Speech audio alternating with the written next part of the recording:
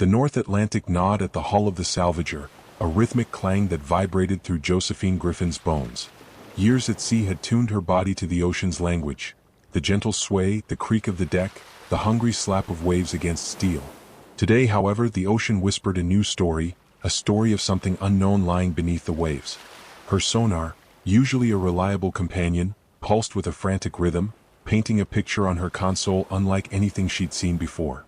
Josephine leaned closer, her brow furrowed, tracing the outline on the screen with a calloused finger. It was a shipwreck, that much was clear. But it was remarkably intact, resting upright on the seabed at a depth of 250 meters. No scattered debris field, no mangled wreckage. It was as if the vessel had simply chosen to lie down and rest on the ocean floor. Anything interesting down there, Cap? Ben, her first mate, peered over her shoulder, his breath warm on the back of her neck. Josephine straightened up, pushing a stray strand of salt-streaked hair out of her face. "Something's not right," she muttered, tapping the screen. "It's big and it's whole. Too whole." Ben whistled low. "Maybe a recent sinking?" "Maybe," Josephine conceded, though doubt gnawed at her. She pulled up the nautical charts on a secondary screen, cross-referencing the wreck's location. Nothing. No reported sinkings, no wrecks charted, no obstructions marked. This patch of ocean, hundreds of miles from established shipping lanes, should have been empty. Yet here was a ghost ship resting silently in the deep. "Run a spectral analysis," Josephine instructed, her voice tight. "Let's see how long it's been down there." Ben set to work, his fingers dancing across the console. Minutes stretched into an uncomfortable silence, broken only by the hum of the salvager's engines and the insistent ping of the sonar. Finally Ben let out a long, slow breath.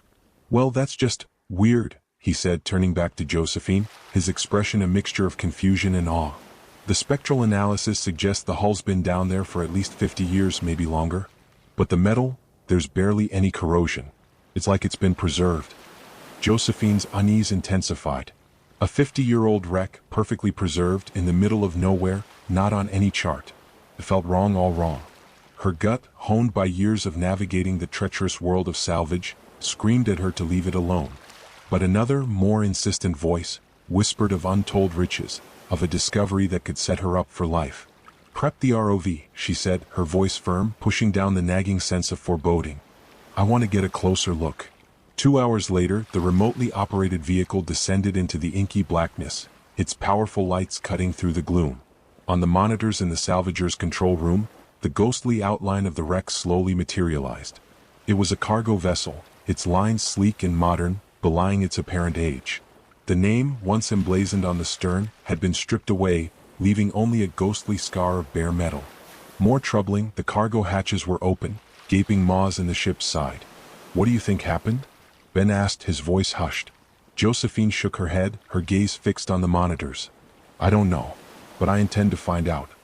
The ROV, guided by Josephine's expert hand, approached one of the open hatches. The camera feed flickered, then stabilized, revealing the ship's hold. It was empty, stripped clean. No cargo, no debris, just the bare metal walls and the eerie silence of the deep. As Josephine maneuvered the ROV deeper into the wreck, something caught her eye. A flicker of movement near the far bulkhead. She zoomed in, her heart pounding in her chest. It was a small metallic object, glinting in the ROV's lights. She directed the robotic arm to retrieve it. The object, brought up to the surface and carefully examined, turned out to be a heavily corroded lockbox, its locking mechanism long since seized. Josephine, her curiosity now fully ignited, knew she had to find a way to open it. Whatever secrets this ghost ship held, she was determined to uncover them, even if it meant ignoring the whispers of warning echoing in her mind. The corroded lockbox sat on Josephine's workbench, a stubborn enigma defying her efforts. She tried everything, brute force, specialized tools, even a carefully applied dose of thermite, but the lock refused to budge. Frustration gnawed at her. Whatever secrets this box held, they were proving remarkably difficult to access. A sudden commotion on deck drew her attention. Ben's voice, sharp with urgency, cut through the air. "Cap, we've got something. Port side." Josephine rushed out of the control room, her boots clanging on the metal steps. The wind whipped at her face, carrying with it the tang of salt and something else, a faint metallic scent she couldn't quite place. Ben pointed towards a cluster of debris bobbing on the waves, barely visible in the fading light. "Looks like wreckage," he shouted over the wind. I think there's someone there. Josephine grabbed her binoculars, focusing on the debris. Ben was right. Clinging to a splintered piece of wood barely above the waterline was a figure, their heads slumped against the wreckage. Alive or... Launch the rescue boat, Josephine ordered, her voice tight with a sudden surge of adrenaline. The ghost ship, the mysterious lockbox, all faded into the background. There was a life to save. The rescue boat splashed into the waves, Josephine at the helm, Ben beside her. They cut through the choppy water, closing the distance to the figure clinging to the debris. As they drew closer, Josephine could see it was a man, his clothes tattered and soaked, his face pale and drawn. They hauled him aboard, his body limp and unresponsive. He was breathing shallowly but alive. Josephine wrapped him in a blanket, checking for injuries. He was bruised and battered, but nothing seemed broken. Exhaustion, hypothermia, maybe shock. It was hard to say. Back on the salvager, they carried the man to the small medical bay. Josephine stripped off his wet clothes, replacing them with dry blankets. As she did, she noticed a small, intricate tattoo on his forearm, a serpent coiled around a trident. An unusual design, one she hadn't seen before. He stirred, his eyes fluttering open. He blinked, his gaze unfocused, then settled on Josephine. Where am I?" he mumbled, his voice weak. "You're safe," Josephine reassured him. "You're on the salvager. We found you clinging to some wreckage." He looked around, his eyes wide with confusion. "Wreckage? I don't remember. What happened?" "You were shipwrecked," Josephine explained gently. "Do you remember anything about the ship? Its name? Where it was headed?" He shook his head, his brow furrowed in concentration. "Nothing. Salt blank. I don't even remember my own name." Josephine exchanged a worried glance with Ben. Amnesia, brought on by trauma, wasn't uncommon in shipwreck survivors. But it made things more complicated. "All right," Josephine said, sitting down beside him. "Try not to strain yourself.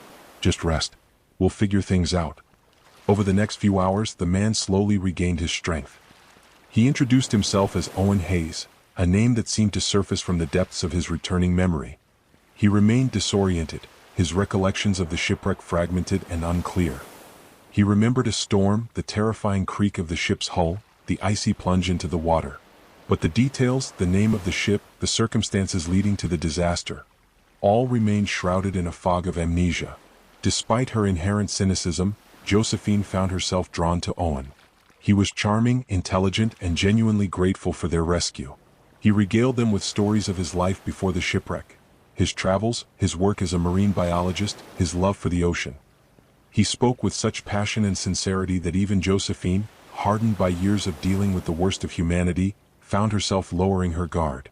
As the days passed, Owen became an integral part of the salvager's small crew. He helped with daily chores, sharing his knowledge of marine life with Ben and the others. He even managed to fix a faulty piece of equipment, demonstrating a surprising aptitude for engineering. He seemed genuinely eager to repay Josephine's kindness, his gratitude palpable. Yet, beneath the surface of his charm and apparent helplessness, Josephine couldn't shake a nagging sense of unease. There was something about Owen, something that didn't quite add up. His amnesia, so conveniently complete, his sudden appearance in the middle of nowhere, the serpent and trident tattoo. It all whispered of a story yet untold, a story that Josephine suspected was far more complex than Owen was letting on. The rhythmic hum of the salvager's engines was a constant companion, a familiar soundtrack to Josephine's life. But over the last 24 hours, a new sound had crept into the mix, a crackling static, interspersed with bursts of distorted noise, emanating from the ship's radio. It started subtly, an intermittent interference that Josephine initially dismissed as atmospheric disturbance. But it grew steadily worse, transforming into a persistent, almost malevolent presence that blanketed all frequencies. "Ben, what's the status on the comms?" Josephine asked, her voice tight with frustration. She was trying to contact a supply vessel to replenish their dwindling fuel reserves, but the static made communication impossible. Ben, hunched over the communications console, ran a hand through his greasy hair. "It's bad, Cap, real bad. I've tried every frequency, every filter. It's like someone's jamming us." Josephine frowned. "Jamming? Out here, in the middle of the North Atlantic?" It seemed unlikely.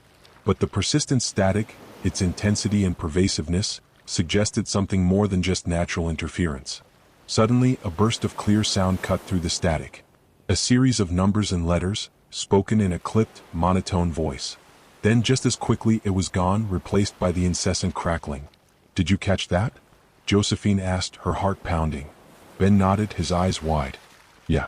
Sounded like a coded message. They listened intently, straining to hear through the static. A few minutes later, another burst of clear sound. A different sequence of numbers and letters, spoken in the same monotone voice.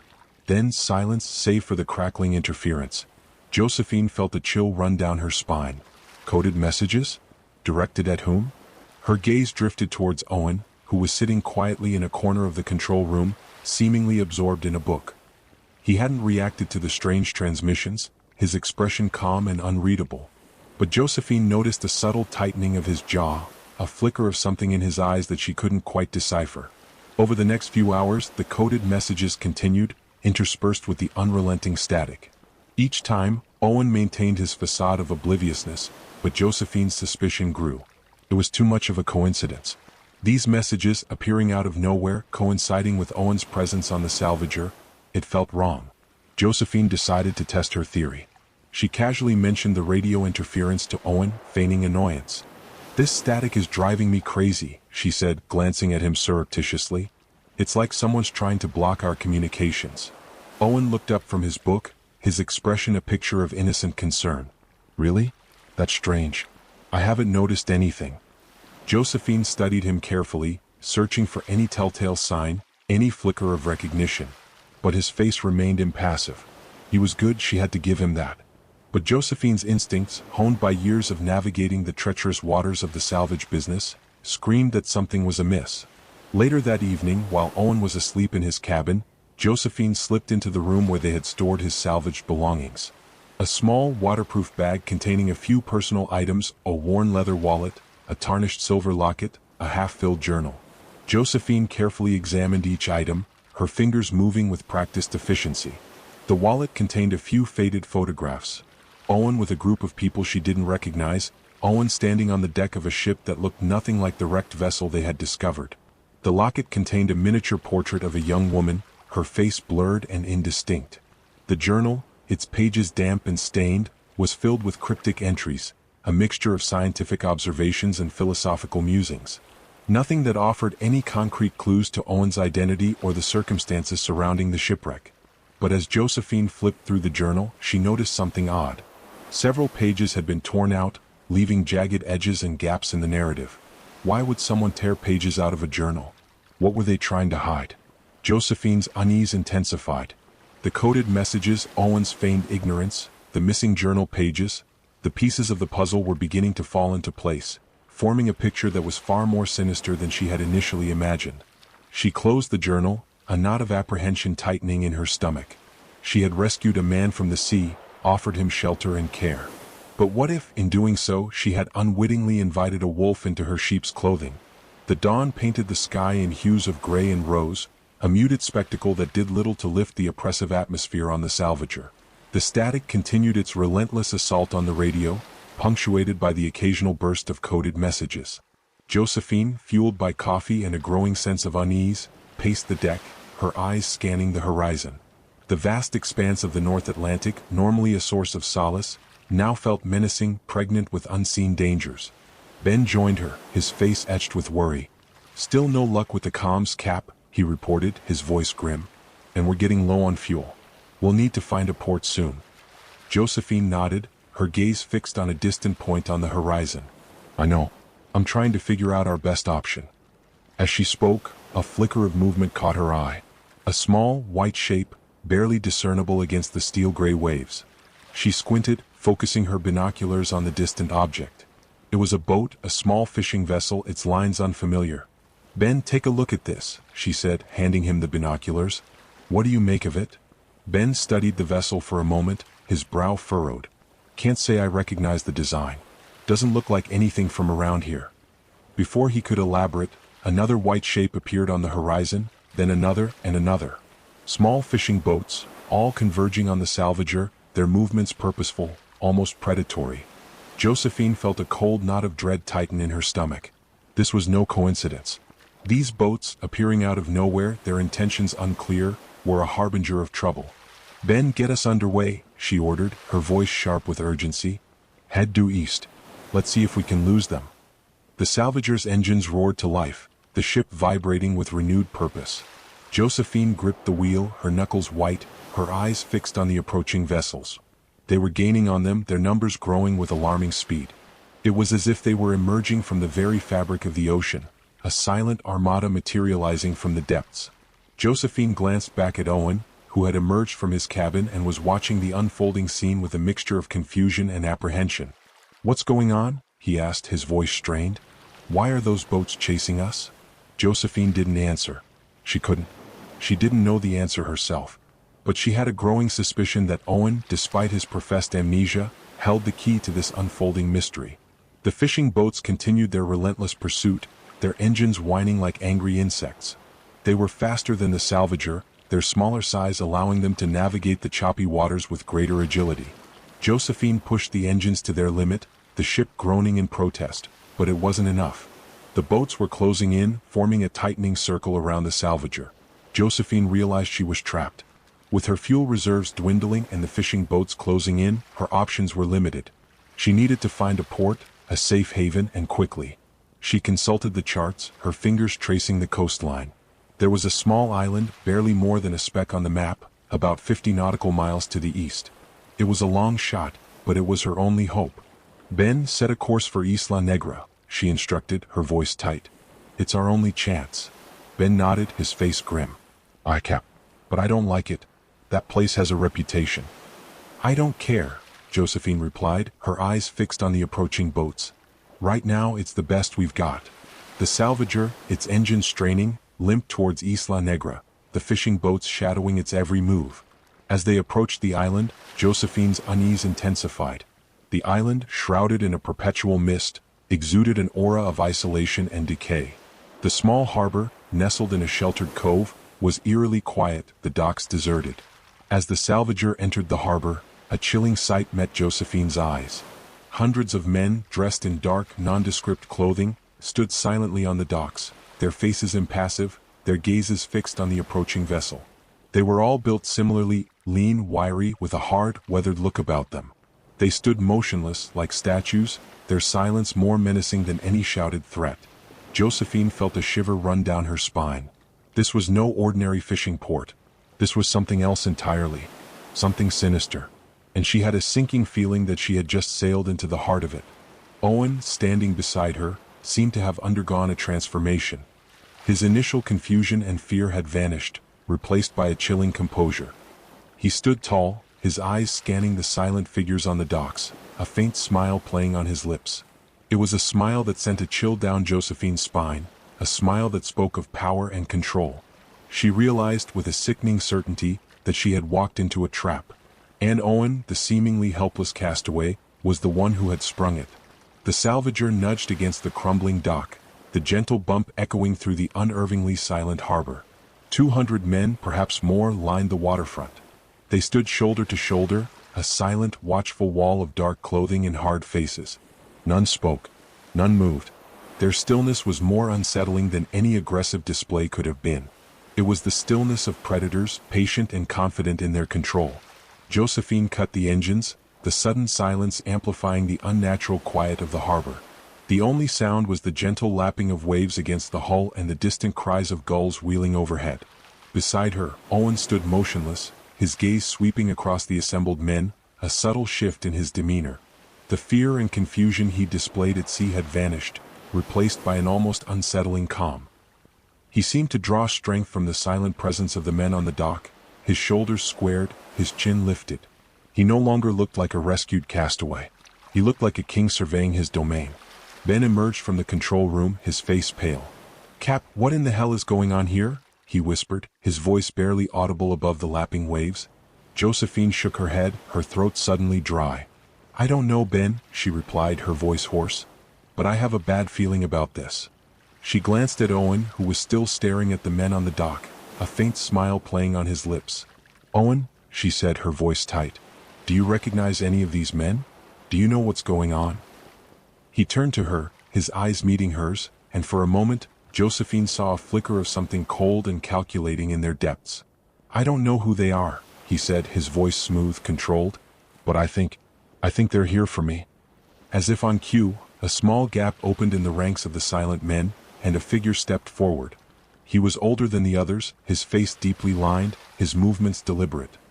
He wore a simple dark suit that seemed incongruous in the rough surroundings of the harbor. He stopped a few feet from the edge of the dock, his gaze fixed on Owen. He spoke, his voice low and resonant, carrying across the water. "Owen Hayes," he said, the name hanging in the air like a pronouncement. "It's been a long time." Owen stepped forward, his movements now fluid and confident. "Yes," he replied, his voice echoing the older man's calm authority. "It has." Josephine watched the exchange, her mind racing. Who were these men? What was their connection to Owen? And what did it all mean? She felt a growing sense of dread, a chilling premonition that she had stumbled into something far deeper and more dangerous than she could have ever imagined. The older man gestured towards the salvager. "The cargo?" he asked, his voice still low, but with an edge of steel beneath its surface. Owen nodded. "Secure," he replied. "Ready for transfer." "Cargo?" Josephine's mind reeled. What cargo? The salvager was a salvage vessel, not a cargo ship. She glanced at Ben, who looked as confused and bewildered as she felt. The older man turned his gaze to Josephine, his eyes cold and assessing. "You have served us well, Captain," he said, his voice laced with a subtle menace. "Your cooperation has been appreciated." Josephine bristled. "Serve them? Cooperation?" What was he talking about? She opened her mouth to speak, to demand an explanation, but Owen cut her off. "Captain Griffin has been invaluable," he said, his voice smooth, almost condescending. "Her expertise has been instrumental in our operation." "Operation?" Josephine's confusion intensified. What operation? What was Owen talking about? She felt as though she was trapped in a nightmare, a surreal and terrifying drama where the rules kept changing, the players shifting their roles, and the truth remained just out of reach. The older man nodded, his gaze still fixed on Josephine. "Indeed," he said. "And now your services are no longer required." He raised a hand, a small, almost imperceptible gesture, and the silent men on the dock began to move. They moved with a chilling synchronicity, their steps precise and measured, their faces impassive. They fanned out, surrounding the salvager, their presence a silent, suffocating weight. Josephine felt a surge of adrenaline, a primal instinct to fight, to flee. But she was outnumbered, outmaneuvered, trapped. She looked at Owen, her eyes searching his face for an explanation, for a glimmer of the man she thought she knew. But his eyes were cold, his expression blank. The charming, grateful castaway had vanished, replaced by something far more dangerous, something that sent a shiver of fear down her spine. She had rescued a wolf in sheep's clothing, and now the wolf was baring its fangs. She had walked into a trap and the jaws were closing in. And the most terrifying part was she still didn't know why.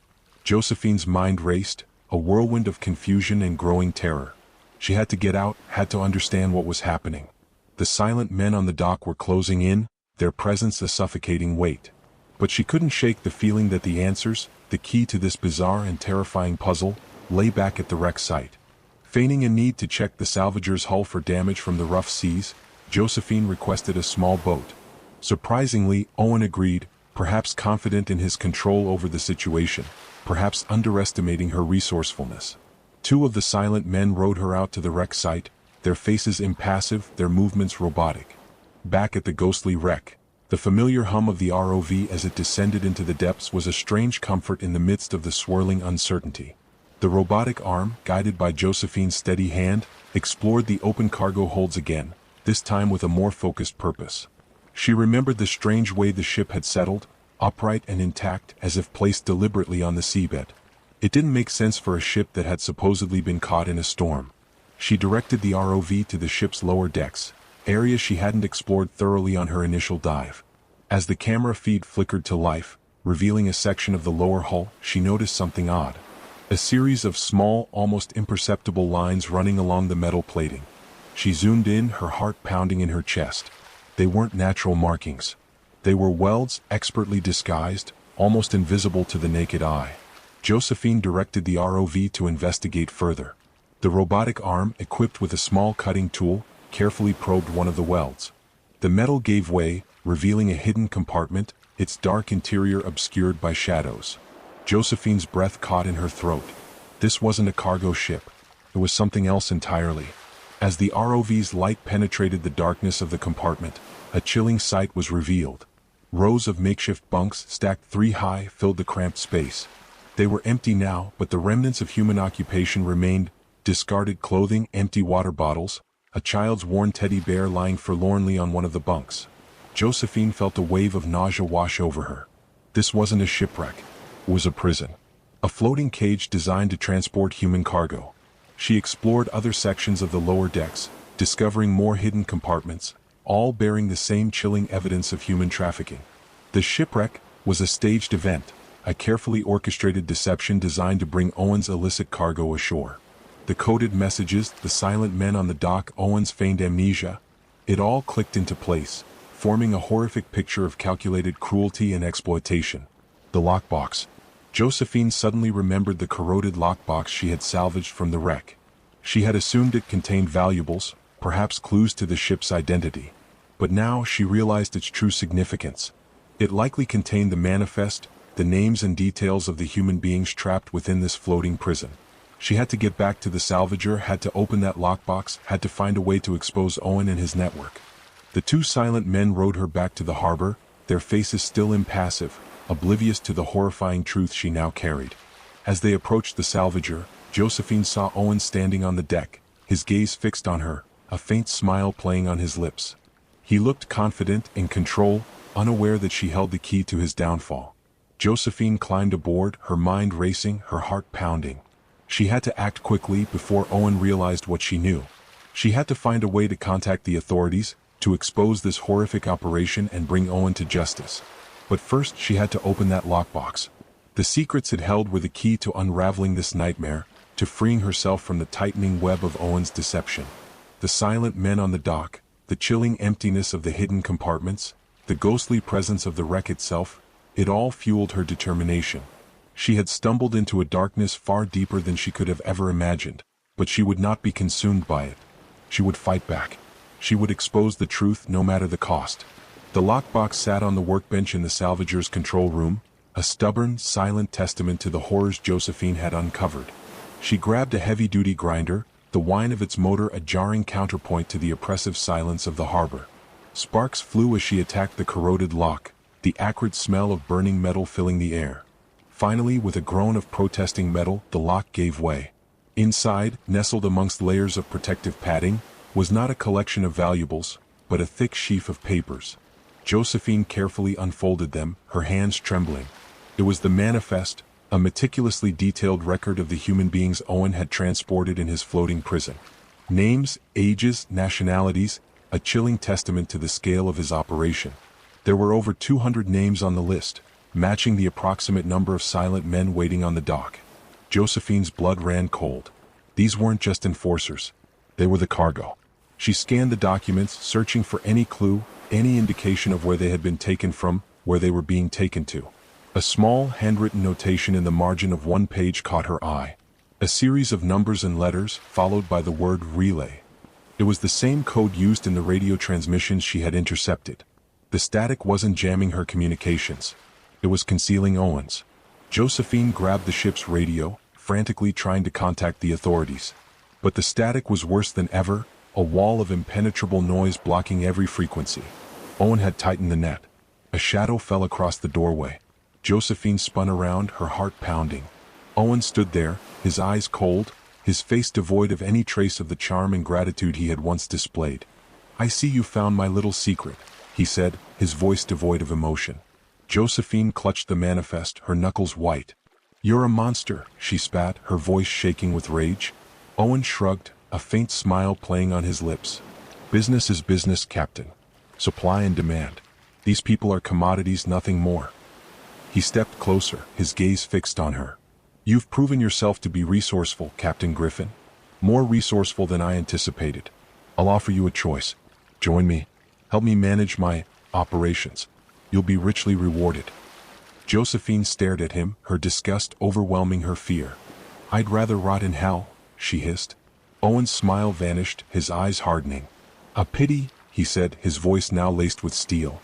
"You could have been useful. Now you're just a liability." He gestured towards the door.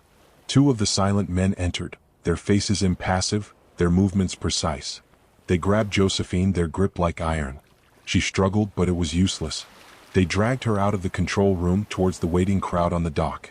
As they reached the deck, Josephine saw Ben, his face a mask of fear and anger.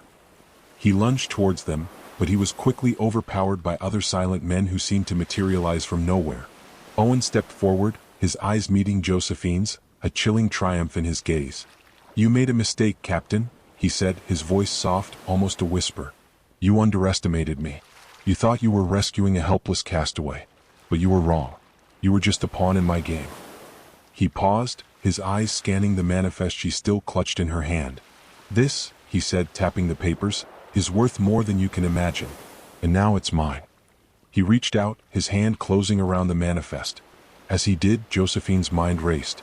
She had one chance, one desperate gamble. She had to act now before it was too late. With a sudden surge of adrenaline, she twisted free of the silent men's grip, lunging towards the railing. Owen shouted, but it was too late. Josephine scrambled over the railing, plunging into the cold, dark waters of the harbor. She surfaced, gasping for air, the shock of the cold water clearing her head. She could hear shouts from the deck, the splash of feet as Owen's men scrambled to pursue her. But she didn't hesitate. She swam towards the nearby wreck of a small fishing boat, its skeletal remains half submerged in the shallows. She clambered aboard, using the wreckage as cover. From her hiding place, she watched as Owen and his men searched the harbor, their frustration growing with each passing minute. She knew she couldn't stay hidden forever. But she had bought herself some time. Time to think, time to plan her next move. The net was tightening, but she wasn't caught yet. She still had one card to play, one last desperate gamble to make. And she knew with a chilling certainty that it was a gamble she had to win. The rotting timbers of the half-sunken fishing boat creaked and groaned beneath Josephine's weight, offering scant cover from the wind and the watchful eyes of Owen's men. The cold seeped into her bones, a chilling reminder of her precarious situation. She watched as the small boats crisscrossed the harbor, their searchlights cutting through the pre-dawn gloom, their occupants shouting to one another in a language she didn't understand. She was trapped, cornered like a rat in a sinking ship. But she wasn't ready to give up.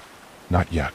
She clung to the manifest, its damp pages a testament to the horrors she had uncovered.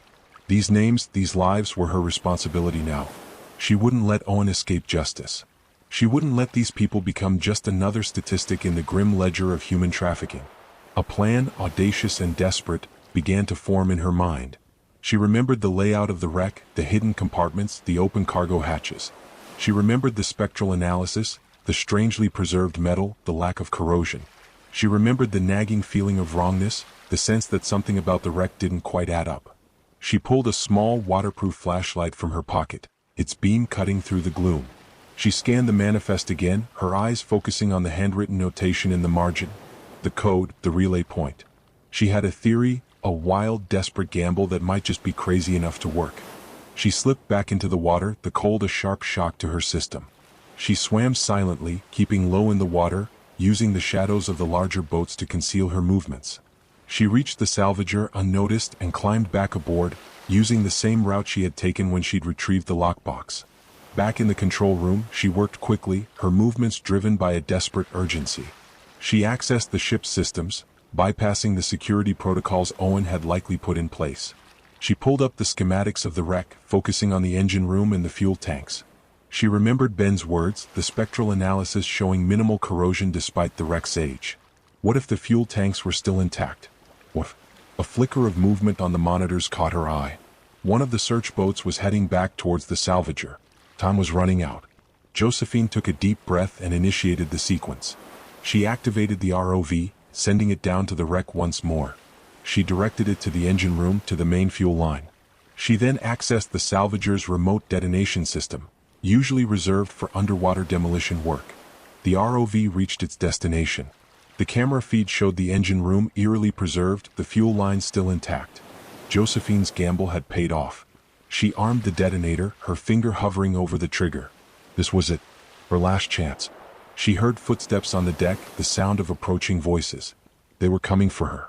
She took one last look at the monitor, the ghostly image of the wreck's engine room filling the screen. Then she pressed the trigger. A dull thud echoed through the water, barely audible above the surface. But deep below, in the heart of the ghost wreck, the explosion ripped through the engine room, rupturing the fuel tanks. The preserved fuel, untouched for decades, ignited, sending a shockwave through the surrounding water. Josephine scrambled out of the control room, racing towards the deck. Owen and his men were swarming the ship, their faces contorted in rage and confusion. They had realized her plan, but it was too late. The ocean around the wreck began to churn, the water bubbling and frothing. A thick, black plume of smoke erupted from the depths, followed by a geyser of burning fuel. The ghost ship, its secrets exposed, was consuming itself in a fiery inferno. The silent men on the dock, witnessing the destruction of their illicit cargo and the evidence of their operation, seemed to lose their cohesion. Their silent obedience, their robotic movements, dissolved into confusion and uncertainty. They began to disperse, melting away into the pre-dawn shadows, their silent armada scattering like ghosts in the mist. Owen, his face a mask of fury, lunged towards Josephine, but she dodged his grasp, scrambling over the railing of the burning salvager and plunging back into the cold water. She swam towards the shore, her lungs burning, her muscles screaming. She reached the rocky beach, collapsing on the sand, gasping for air. She watched as the salvager, engulfed in flames, began to sink, taking with it the last vestiges of Owen's operation. She had won. She had exposed the truth at great cost.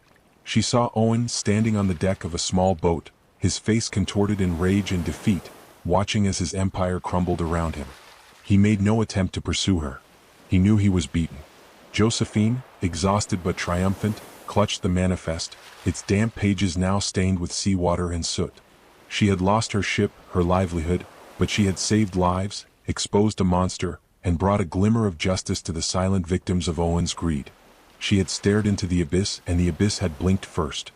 As the first rays of dawn broke through the dissipating mist, painting the sky in hues of orange and gold, Josephine Griffin, soaked, shivering, and clutching the incriminating evidence, walked away from the burning wreckage and the silent harbor, leaving Owen Hayes to face the consequences of his actions alone.